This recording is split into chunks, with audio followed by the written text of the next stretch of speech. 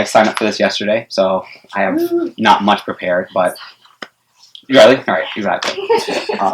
So I'm just going to do one of my older poems, but it's one of my favorite ones.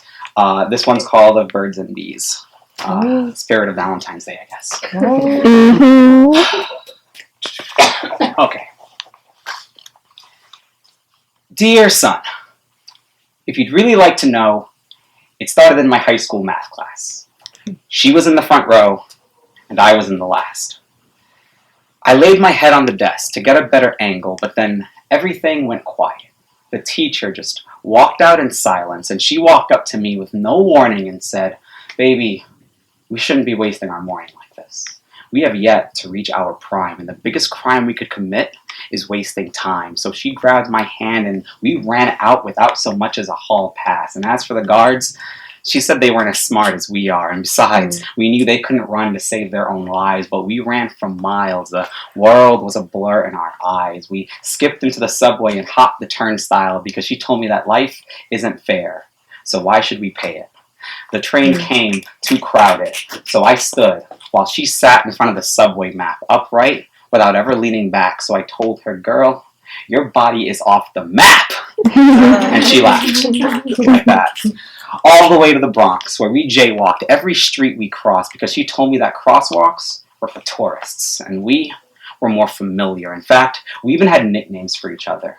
She called me Ripley because she said I was talented, believe it or not. And I called her 360 degrees because she was well-rounded and hot. She just rolled her eyes, but inside, she didn't want me to stop. So we walked into Yankee Stadium, but not to watch anything because she had her own game plan. She told me that no baseball fan was going to watch the bleacher stands during a game, and I knew where this was heading, so I followed her direction, climbed steps up to the nosebleed section with no fears, and our clothes dropped faster than the ball at Times Square on New Year's. The last stop of the night was Broadway, but the crowds made it narrow, so our hands held like Tiger Electronics. She was in a rush to go nowhere, and I was just in a rush to follow. With all those lights, the city was so beautiful at night, but we couldn't find a single star in the sky, so we scaled the Empire State Building to search for one. But to our surprise, we saw the sun rising on the eastern horizon. So I told her, if I could stitch thread with each verse, I would write so that New York isn't the only thing you love on your t-shirts. If I could control time with these lines, I would put this whole day in reverse, put you first, so I can make it last. And she just caressed my face with her hand and said, "We're going to be late for class." And just like that, I was back in a room surrounded by math with her in the front row and I in the last.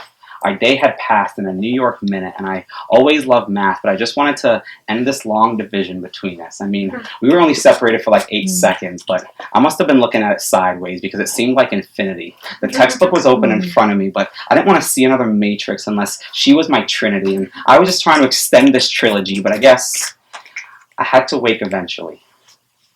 So just like that, my head snapped back.